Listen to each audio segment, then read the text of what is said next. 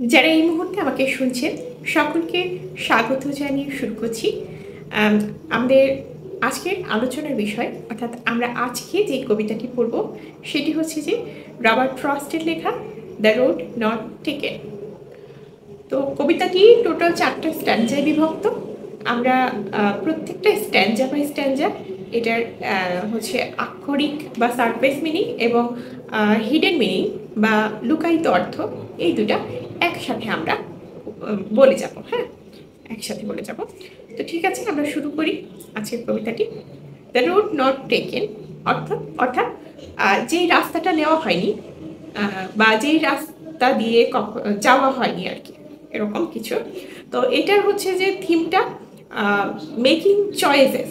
হ্যাঁ, যেই আমরা জীবনে যেই আমাদের চলার পথে বিভিন্ন স্থানে আমরা ইনডিসিশনে ভুগি, আমরা কনফিউশনে ভুগি, আমরা কোনটা বেছে নেব। হ্যাঁ, সেখান থেকেই যে আমরা চয়েসটা যেটা আমরা চয়েস করে নিই সেই চয়েস মেকিংটাই আসলে এখানে কিন্তু থিম এই কবিতাটি। তো ঠিক আছে, আমরা কবিতাটি শুরু করছি।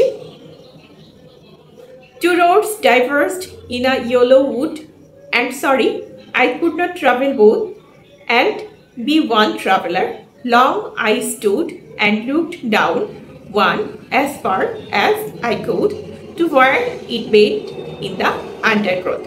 তো এখানে কি বলা হচ্ছে যে একটা হলুদ জঙ্গলের মধ্য দিয়ে দুইটা রাস্তা দুই দিকে বেঁকে গেছে। তো এখানে জঙ্গলটাকে হলুদ কেন বলা হলো? কারণ আমরা দেখি যে শীতকালে গাছের সবগুলো পাতা কিন্তু সবুজ হয়ে যায় এবং সেই পাতাগুলো ঝরে ঝরে পড়ে। ওই জঙ্গলের মধ্যেও এরকমই একটা পরিস্থিতি ছিল এবং এই হলুদ পাতার কারণে পুরো জঙ্গলটাকে কিন্তু ইয়েলো উড অর্থাৎ হলুদ জঙ্গল বলে মনে হচ্ছিল। তো সে কারণে এখানে ইয়েলো উড বলা হয়েছে। তো কি বলছে এখানে, দুইটা রাস্তা এই হলুদ জঙ্গলের মধ্য দিয়ে দুই দিকে বেঁকে গেছে এবং আমি দুঃখিত যে আমি একজন সিঙ্গেল ট্রাভেলার হয়ে দুইটা রাস্তা দিয়ে একসাথে কিন্তু যেতে পারি না। তো আমাকে সেক্ষেত্রে খুবই স্বাভাবিকভাবেই যে কোনো একটা রাস্তাকে বেছে নিতে হবে এবং এই বেছে নেওয়াটাই কিন্তু আসলে এই কবিতাটার থিম। তো এখানে যেহেতু আমি একজন সিঙ্গেল ট্রাভেলার, আমাকে যে কোনো একটা রাস্তা বেছে নিতে হবে এবং আমি কিছুক্ষণ দাঁড়িয়ে ভাবলাম যে আমি ঠিক কোন রাস্তাটা বেছে নেব, এটা দাঁড়িয়ে ভাবলাম এবং হচ্ছে আমি দেখতে চেষ্টা করলাম যে যত দূর আমার চোখ যাই, যত দূর না লতাপাতা এই রাস্তাকে ঢেকে দিয়েছে তত দূর আমি দেখতে চেষ্টা করলাম রাস্তাটি। হ্যাঁ, তো এখানে কি দুইটা রাস্তা কিন্তু ছিল, একটা হচ্ছে যে ঘাস লতা পাতায় পরিপূর্ণ, যে দেখে বোঝা যাচ্ছে যে এই রাস্তা দিয়ে খুব একটা মানুষের যাতায়াত নেই, এবং অপর যে রাস্তাটা ছিল সেটা কিন্তু কিছুটা পরিষ্কার ছিল এবং সেটা দেখে বোঝা যাচ্ছিল যে এটাতে মানুষ রেগুলার যাতায়াত করে। তো এই দুইটা রাস্তা কিন্তু কবির সামনে ছিল এবং এই জঙ্গলের মধ্য দিয়ে তাকে কিন্তু যেতে হলে শুধুমাত্র একটা রাস্তাকে বেছে নিতে হবে এবং সে কিছুক্ষণ দাঁড়িয়ে এখানে দেখলো যে সে কোন রাস্তাটা বেছে নিতে পারে। তো এখানে এটি হচ্ছে আক্ষরিক অর্থ বা এটা হচ্ছে সারফেস মিনিং এবং এটার হিডেন মিনিংটা কি হতে পারে? হিডেন মিনিংটা হচ্ছে কবির লাইফের যেই ক্যারিয়ারের যেই ডিসিশন মেকিংটা, ক্যারিয়ার যেই কবি যে ক্যারিয়ারটা পছন্দ করবেন সেটা আসলে কোনটা। কবির সামনে কিন্তু দুই ধরনের ক্যারিয়ার ছিল। একটা হচ্ছে যে খুব একটা মানুষ যাতায়াত করে না, সেটা হচ্ছে কবিত্ব। আর আরেকটা ছিল মানে আরেকটা ক্যারিয়ারের দিক ছিল কি, সেটা কিন্তু অনেক মানুষ সেই ক্যারিয়ারকে বেছে নেয়, যেমন সেই ক্যারিয়ারগুলো বেছে নেয়, যেমন ডাক্তার, ইঞ্জিনিয়ার, বিজনেসম্যান, আবার কর্পোরেট যে জবগুলো রয়েছে এগুলো। এটা হচ্ছে একদিক, আর আরেক দিক হচ্ছে যে কবিত্ব। তো এখানে দুই ধরনের রাস্তা ছিল এবং কবি ভাবছিলেন, অর্থাৎ তিনি ডিসিশন নেওয়ার জন্য কিছুটা সময় নিচ্ছিলেন যে তার আসলে কোন ক্যারিয়ারটাকে বেছে নেওয়া উচিত। এটাই প্রথম স্ট্যান্ডার্ড বোঝাতে যাচ্ছেন কবি। আমরা যদি দ্বিতীয় স্ট্যান্ডার্ড পড়ি, then took the other as just as fair and having perhaps the better claim because it was grassy and wanted wear, though as for that the passing there had owned them really about the same. তো এখানে কি বলা হচ্ছে যে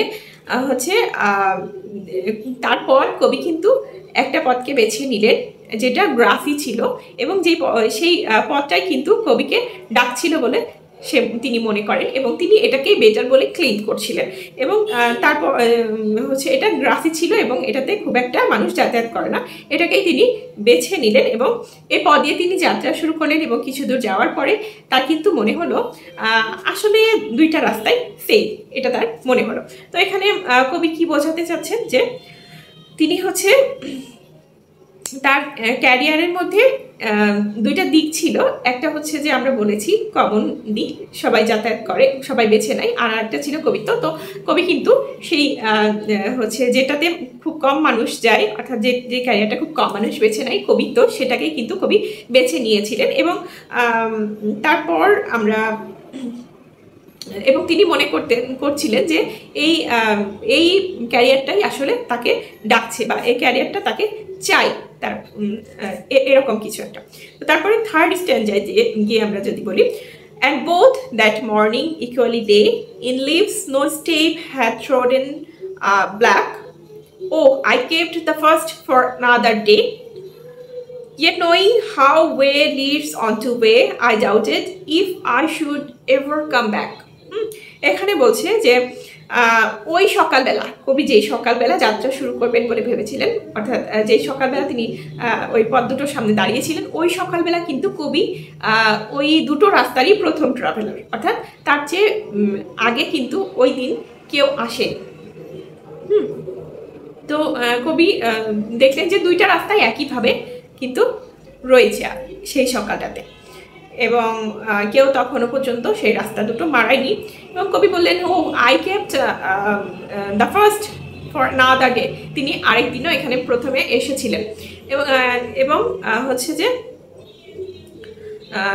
তিনি জানেন যে কিভাবে একটা পথ আরেকটা পথের দিকে নিয়ে যায়। হ্যাঁ, তো একটা পথ শেষ হলে আরেকটা পথ শুরু হয়, এভাবে চলতে থাকে, তিনি জানেন। কিন্তু তিনি কিন্তু আবারও হচ্ছে সন্দেহ করছেন, যে জানা সত্ত্বেও তিনি সন্দেহ করছেন যে তিনি যদি ভুল রাস্তাটাতে চলে যান, তিনি কি কখনো আবার ফিরে আসতে পারবেন, কখনো আবার প্রথম থেকে যাত্রা শুরু করতে পারবেন, এরকম কিছু। তো এটার হিডেন মিনিংটা আসলে কি, যে কবি মনে করছেন, কবি আরেক সময় কিন্তু এই রাস্তা দিয়ে এসেছিলেন, অর্থাৎ কবি কিন্তু এক সময় মানে এর আগেও কিন্তু একবার বিজনেস শুরু করতে গিয়েছিলেন এবং তিনি সেখানে খুব সম্ভবত সফল হননি।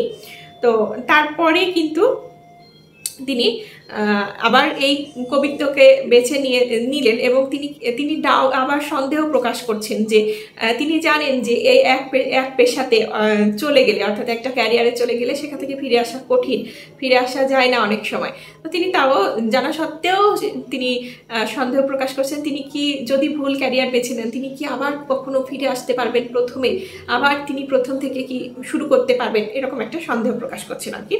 তো লাস্ট স্ট্যান্জা যদি আমরা দেখি, I shall be telling this with a sigh, somewhere ages and ages hence, two roads diverged in a wood, and I took the one less traveled by, and that has made all the difference. তো এখানে বলছেন কবি যে তিনি এই গল্পটা যুগের পর যুগ বলে যাবেন একটা দীর্ঘশ্বাসের সাথে। এখানে কিন্তু মেনশন করা নেই দীর্ঘশ্বাসটা সুখের নাকি দুঃখের, এটা এখানে কবি মেনশন করেননি। তিনি দীর্ঘশ্বাসের সাথে এই গল্পটা বলে যাবেন যে তিনি এক সময় তিনি দুইটা রাস্তা, একটা জঙ্গলের মধ্যে দুইটা রাস্তা চলে গেছিল এবং তিনি সেই রাস্তাটাকে বেছে নিয়েছিলেন, যে রাস্তাটা সচরাচর অন্য মানুষেরা বেছে নেয় না আর কি। এবং এই যে বেছে নেওয়াটা, এটাই কিন্তু তার জীবনের সবচেয়ে বড় পার্থক্যটা সৃষ্টি করেছে। তো এখানে তাহলে আমরা কি বলতে পারি, হিডেন মিনিংটা হচ্ছে যে কবি এই গল্পটা, তার জীবনের এই গল্পটা তিনি যুগের পর যুগ দীর্ঘশ্বাসের সাথে বলে যাবেন। সেই দীর্ঘশ্বাসটা সুখের হতে পারে, দুঃখের হতে পারে, আমরা ধরে নিতে পারি যে সেটা সুখের দীর্ঘশ্বাস, কারণ আমরা জানি যে কবি তার এই পেশাটাতে, অর্থাৎ কবিতা লেখাতে কিন্তু তিনি সফল হয়েছিলেন। সুতরাং আমরা কিন্তু ধরেই নিতে পারি এই দীর্ঘশ্বাসটা তার সুখের দীর্ঘশ্বাস, যদিও কবি মেনশন করেননি এটা। তো যাই হোক, তিনি এই একটা দীর্ঘশ্বাসের সাথে যুগের পর যুগ এই গল্পটা বলে যাবেন যে তার সামনে যে দুটা ক্যারিয়ার ছিল, তিনি এমন একটা ক্যারিয়ারকে বেছে নিয়েছিলেন যে ক্যারিয়ারটা কিন্তু সচরাচর মানুষ বেছে নেয় না, এবং সেই বাছাইটাই তার জীবনের সবচেয়ে বড় ডিফারেন্সটা তৈরি করেছিল। এই ডিফারেন্সটা আমরা পজিটিভই ধরে নিতে পারি। যদি কবি এখানে মেনশন করেনি এই পার্থক্যটা আসলে পজিটিভ নাকি নেগেটিভ, কিন্তু আমরা ধরে নেব যে তিনি একজন সফল কবি হিসেবে তার এই ডিফারেন্সটা সফল, অর্থাৎ তার এই ডিফারেন্সটা পজিটিভ। হ্যাঁ, এই ছিল কবিতা। এবং আমরা যদি এর হিডেন মিনিং এবং সারপ্রাইজ মিনিং দুটোকেই হচ্ছে একবার করে সামারাইজ করি, তাহলে সেক্ষেত্রে আমরা সারপ্রাইজ মিনিংটা যদি প্রথমে বলি যে একটা হলু জঙ্গলের মধ্যে দুইটা রাস্তা দুই দিকে বেঁকে গেছে, এবং কবি একজন সিঙ্গেল ট্রাভেলার হিসেবে দুইটা রাস্তা কিন্তু একসাথে তিনি নিতে পারেন না, সেক্ষেত্রে তাকে অবশ্যই একটাকে বেছে নিতে হবে। এবং তিনি কি করলেন, তিনি বেছে নিলেন এমন একটি রাস্তা যেটা ছিল গ্রাসি এবং যেটা হচ্ছে যে ঘাসযুক্ত এবং যেটাতে লতা পাতায় পরিপূর্ণ, যেটাতে দেখে বোঝা যাচ্ছে খুব একটা মানুষ যাতায়াত করে না। তিনি এই রাস্তাটি বেছে নিলেন, এবং অপর রাস্তাটি ছিল দেখে বোঝা যাচ্ছিল কিছুটা পরিষ্কার এবং ওখানে মানুষের যাতায়াত আছে, তিনি কিন্তু ওই রাস্তাটি বেছে নেননি, বরং তিনি লেস ট্রাভেল বাই যে রাস্তাটা ছিল অর্থাৎ কম মানুষ যেটা নিত সেটাকে তিনি বেছে নিয়েছিলেন।